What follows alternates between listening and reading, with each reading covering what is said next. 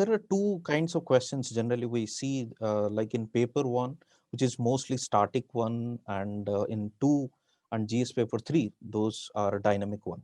So is there any kind of difference between how you should approach your static questions and how you approach to a dynamic one? Although we discuss about paper specific, but just for an overview. For an overview थोड़ा difference रहता है static और dynamic questions में। Dynamic questions में हमारा approach ऐसे रहता है कि we need to include latest figures and latest examples. तो उसके लिए we need to be updated, हमें थोड़ा अपडेट रहना पड़ता है, और जो भी इस वक्त न्यूज़ चल रही है, जो भी इस वक्त एग्जांपल जैसे इकोनॉमिक्स है, उसमें जो भी आजकल का फिगर चल रहा है that needs to be mention. तो उसमें आपको थोड़ा अपडेट रहना पड़ता है और लेटेस्ट की ही वैल्यू है। अगर आप थोड़ा उसमें गलत करते हो तो वो इशू बन सकता है। स्टैटिक में you have just the static portion, तो उसमें you should present it in a static way, कि आप कोई फ्लो चार्ट या कोई डायग्राम आप मस्ट इंक्लूड। जैसे ज्योग्राफी है तो आपको डायग्राम दिखाने हैं, आपको स्टैटिक पोर्शन है तो आपको कॉन्सेप्ट्स दिखाने हैं वहां पर। तो आपके कॉन्सेप्ट्स इतना क्लियर होना चाहिए कि अगर क्वेश्चन तोड़ मरोड़ के भी आ रहा है तो आप उसको अच्छे से हैंडल कर सको और डिमांड ऑफ द क्वेश्चन को फुलफिल कर सको। जो हमारे डायनामिक क्वेश्चंस होते हैं उसमें you just have to be thorough with the current affairs. उसमें आप करंट को मोल्ड करके आप आंसर में डाल सकते हो। स्टैटिक में each static question has its own static answer. उसमें आप Yes. इधर उधर से आप कुछ भी नहीं डाल सकते। You need to follow the demand, और जो भी पूछा गया है आप उसको आंसर करो विद डेफिनेशंस एंड विद जो भी आपके पास स्टैटिक मटेरियल है। करंट में you should focus more on the data and analysis part. Static में more focus on the definitions and the conceptual part. Okay, okay. So coming back to the paper one, GS paper one specifically, and it has its varieties, like we have history, geography, and mostly the current affairs questions are coming also in geography part, although we consider geography as a static one.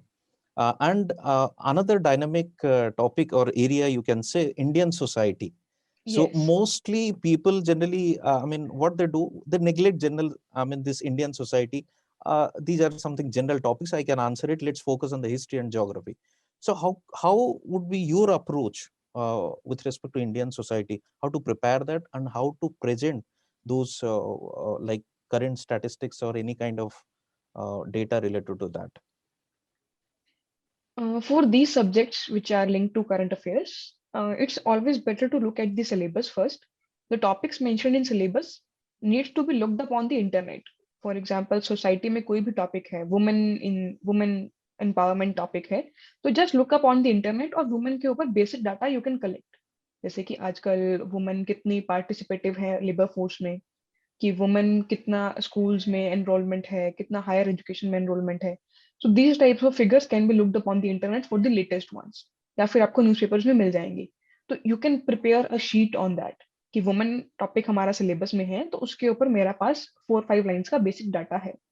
तो अगर कोई भी question आता है women के ऊपर तो I can use this data as the introduction, और या फिर उस डाटा को मैं अपने सॉल्यूशन में डाल सकती हूँ।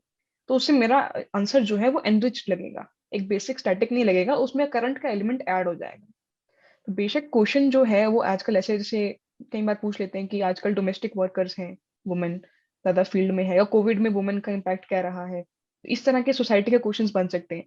तो उसमें you just need some good current figures. बाकी आपको कोविड में वुमेन का इम्पैक्ट जो पता है वो आप ऐड कर सकते हो, लेकिन जो करंट फिगर्स हैं वो आप अपनी तरफ से एक शीट प्रिपेयर कर सकते हो और उसको आप डाल सकते हो। उससे आपका जो आंसर है वो एक मिक्स लगेगा कि आपके पास स्टैटिक भी है और आपके पास करंट एलिमेंट्स भी है। तो वो कॉम्बिनेशन काफी बेटर रहता That means, if I summarize your opinion on that, so we must have some kind of ready-made data or figure before है। we yes yes go to the examination hall, so that we can quote those figures or statistics in our answer, right? Yes yes definitely आप कोशिश करो कि जो भी syllabus में topics हैं उसके ऊपर आपके पास सम अमाउंट ऑफ डाटा, क्योंकि अगर काफी फिगर्स करोगे तो इतना डाटा हमें याद भी नहीं रहेगा and we will get confuse. Yes. But if you just keep 3-4 lines जो बहुत ही कॉमनली है, जैसे कि वुमेन कितना इंटरनेट यूज करती हैं, this is very common data, या कितना लेबर फोर्स में, this is very common data. तो this can be use easily और आपको चीजें याद भी रहेंगी ये वाली।